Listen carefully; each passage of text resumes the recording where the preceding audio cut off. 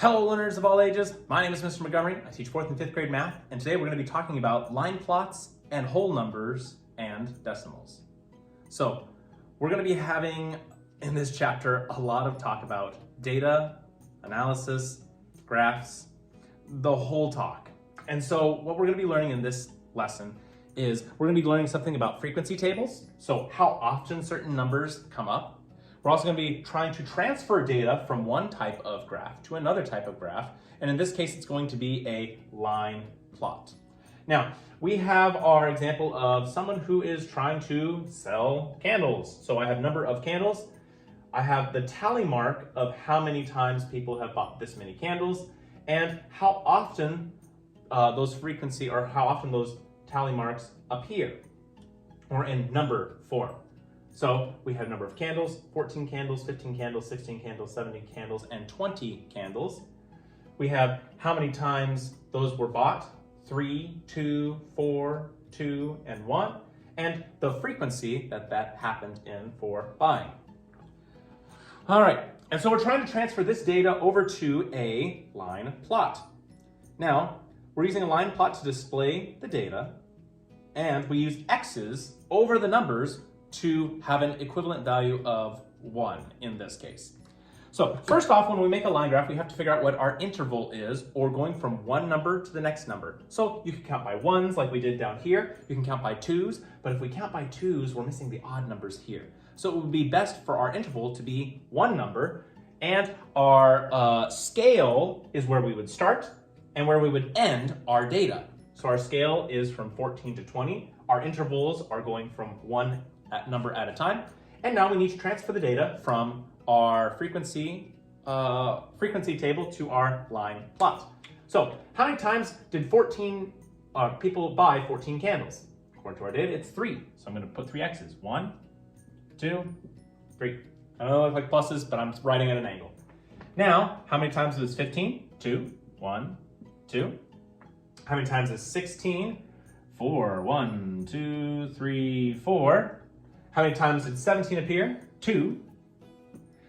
18's not there, 19's not there, but 20 is 1.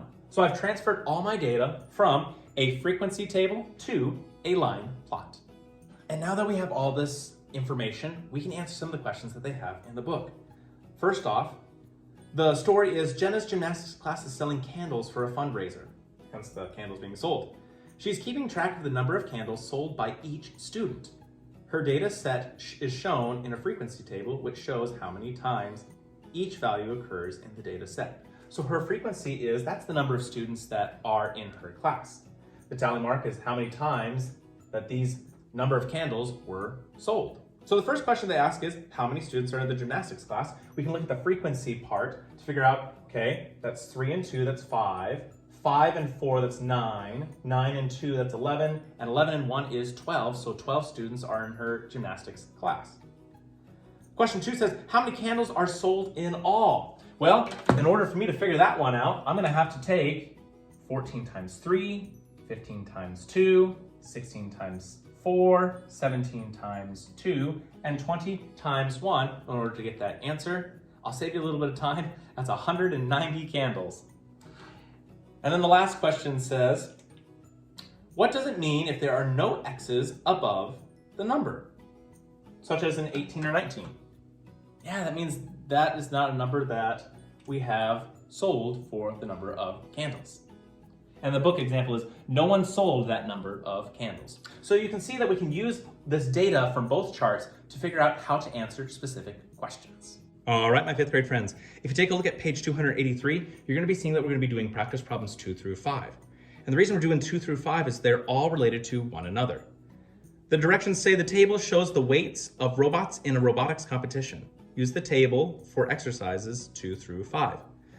Now, for number 2, it says, what is the scale of the data in the table? Meaning, when it comes to the weight, what's the starting weight and what's the ending weight? For number 3, it says, what's an appropriate interval for the data? So at the very bottom, you're going to be making a, what's it called again? Line plot. I'm going to be making a line plot. What is the interval that each number should go up by? Okay, number 4 says, what's the most common robot weight? Which one has the most tally marks? And for number 5, you're going to complete the line plot to display the data, include a title and a label. So the title goes at the top, the label goes at the bottom. I couldn't quite do that in my example up on the board because I kind of ran out of space, but they give you space to write those information. If you have any questions about line plots and whole numbers and decimals, please let me know when you come to class tomorrow.